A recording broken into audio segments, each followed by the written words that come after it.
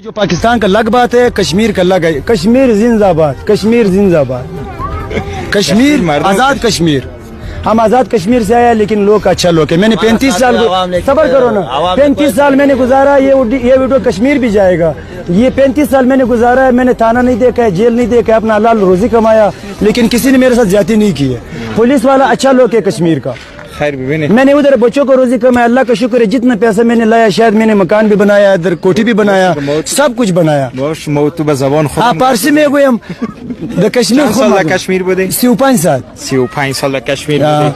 چطور بود زندگیتون اونجا؟ زندگی معمول بودم. کاغذ ماغذ کبار جمع میکردم، شو د بچای خود می روزی پیدا میکردم. چقدر کار میکردی اونجا؟ کار میکردم در روز 2000 3000 کار میکردم.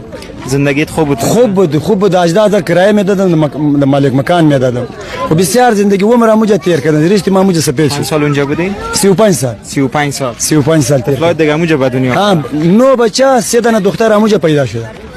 ها، خیر ببینید موجه پیدا شد. حالا با چند نفر آمدی خودت؟ از اینجا 3 خانه آمدم. 3 خانه آمدی؟ ها، مرا پلیس نگرفت.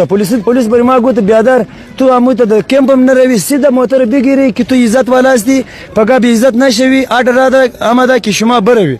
ما سیده موتور گرفتم، د تورخم تا کردم. توکن بر ما نداده. ما گفتم ما چکن میتم، خدا است نمیتم. بعدم ما داده افغانستان داده، د تورخم هم داده 10000، ایجا هم 10000 15000 داده، د بچه هم داده، هر چیز خود داده. نان هم داده ایجا. باتروم است، د افغانستان سہولت است، وطن ماست، یتنی است. تورخم هم از ماست، باغلان هم از ماست، کندوز هم از ماست. حالا کجا بخیر میری؟ حالی باغلان میرم. باغلان زیبا میری؟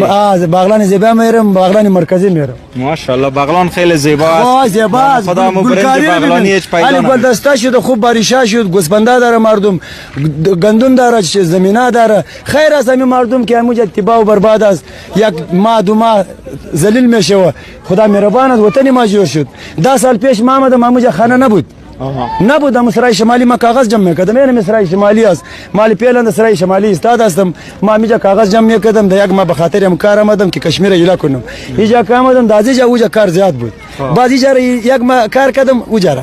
حالا بعد از اینکه خودت اونجا زندگی خوب داشتی، از افغانستان